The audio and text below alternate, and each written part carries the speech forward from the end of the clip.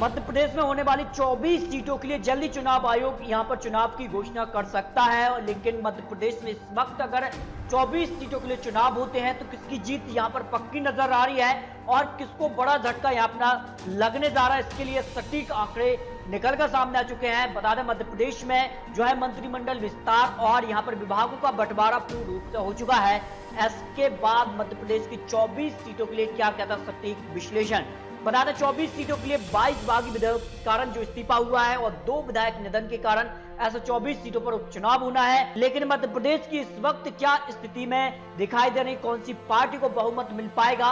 116 का बहुमत होता है लेकिन इस वक्त किसी के पास 116 का बहुमत नहीं है। ऐसे में चुनाव ही तय करेगा कि 116 का बहुमत किसके पास आ जाता है। लेकिन बीजेपी के जो बड़े नेता थे नाराज थे, लेकिन इस वक्त जो है बीजेपी का जो खेमा है वो थोड़ा सा संतुष्ट नजर आया, क्योंकि राजस्थान के लिए जो आंकड़े यहां पर निकल रहे हैं, राजस्थान में जो कांग्रेस में बगावत दिख रही है, इसका फायदा बीजेपी को राजस्थान में भी हो सकता है। इस कारण से मध्य प्रदेश के जो बड़े नेता हैं फिलहाल वो शांत हो चुके हैं और मध्य प्रदेश उपचुनाव के लिए जो है तैयारियों में जुट चुके हैं। लेकिन अब ज्योतिरादित्य सिंधिया और शिवराज सिंह के बीच भी आपसी समझौते और कई ऐसे जो कह सकते हैं बड़े मंत्रालय थे उनको लेकर बंटवारा हो चुका है, तो आपसी सामंजस्य जो है बड़े नेताओं के बीच भी बन चुका है। लेकिन मध्य प्रदेश में यहां पर कांग्रेस दावा कर रही है कि जल्दी उनकी सरकार यानी बीजेपी की सरकार गिर जाएगी। लेकिन अब बीजेपी काफी मजबूत यहां पर नजर आ रही है, क्योंकि मध्य प्रदेश के लिए जो 24 सीटों पर चुनाव होना है उस पर क्या कहते हैं ताजा आंकड़े, इसके भी आंकड़े आपको यहां पर दिखाने वाले हैं। बता दें सोशल मीडिया हो या अन्य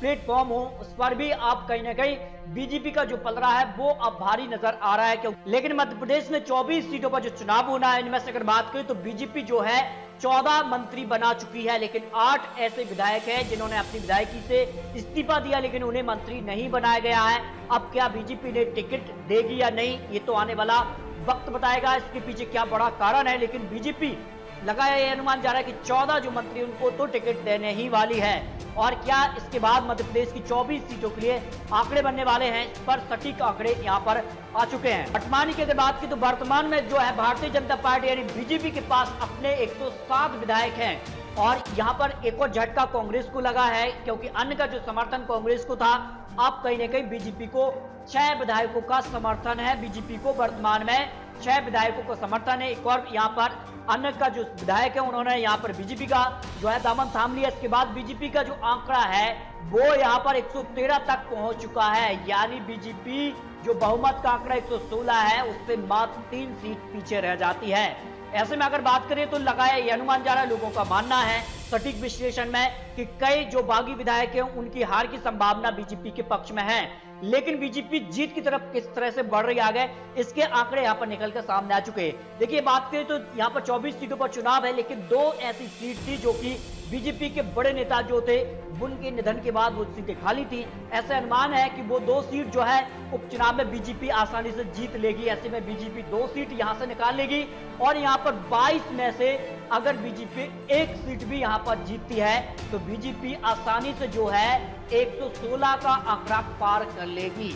यानी उपचुनाव में अगर बीजेपी को यहां पर 3 सीट मिल जाती हैं और इनमें से 2 सीट बीजेपी की पक्की नजर आ रही हैं, क्योंकि 2018 चुनाव में भी बीजेपी वहां से जीती थी। और अगर बात की तो 22 में से 1 सीट भी बीजेपी यहां से निकाल लेती है तो आसानी से बीजेपी उपचुनाव ये जीत सकती है। इस प्रकार के आंकड़े बनते हैं। अगर अन्य का जो 6 विधायकों का समर्थन उनको मिला है हाल ही में, अगर वो उनके पास रहता तब ये आंकड़े बनते हैं। अगर बीजेपी को अन्य का समर्थन नहीं मिलता है तो फिर बीजेपी को यहां पर अपने दम पर अगर सरकार बनानी है तो 9 विधायक और चाहिए। अगर 9 विधायक उनको नहीं मिलते हैं तो मध्य प्रदेश यानी बीजेपी सरकार भी इस चुनाव में हारने वाली है। लेकिन कांग्रेस के लिए क्या आंकड़े बनते हैं, कांग्रेस के लिए भी आंकड़े आपको दिखा देते कि वर्तमान में कांग्रेस के यहां पर 92 विधायक हैं। अपने दम पर अगर सरकार बनानी है तो 24 में से 24 सीट चाहिए, तब जाकर 116 के आंकड़े तक यहां पर कांग्रेस पहुंच रही है। इसके अलावा अगर बात करें तो कांग्रेस के लिए अगर बात करें तो यहां पर 7 का जो पहले समर्थन था अगर वो यहां पर प्राप्त होता है तो फिर कांग्रेस को 17 सीट और चाहिए इस उपचुनाव में जीतने के लिए। अगर उनको अन्य का समर्थन जो 7 का पहले था तब ये आंकड़े बनते हैं। अब जो आंकड़े यहां पर निकलकर सामने आ रहे हैं मध्य प्रदेश के लिए, वो भी आंकड़े आपको दिखा दे। देखिए कांग्रेस के पक्ष में अभी जो आंकड़े दिखाई दे रहे हैं इस वक्त के आंकड़े हैं, लेकिन आंकड़े बदल भी सकते हैं क्योंकि आने वाले समय में किस प्रकार के चुनावी प्रचार होंगे, टिकट बंटवारा किस प्रकार का होगा। अगर आप कांग्रेस के उम्मीदवारों की लिस्ट भी देखना चाहते हैं तो चैनल को सब्सक्राइब कीजिए, क्योंकि मैंने इससे पहले भी वीडियो दी है और एक और नया वीडियो भी सामने आ रहा है कि कांग्रेस ने अपने उम्मीदवार यहाँ पर 16 जुलाई तक यहाँ पर कांग्रेस अपने उम्मीदवार को ऐलान कर सकती है। उनके नाम भी यहाँ पर फाइनल हो चुके हैं। अब यहाँ पर देखिए कांग्रेस यहाँ पर 15 से 20 सीट हासिल कर रही है।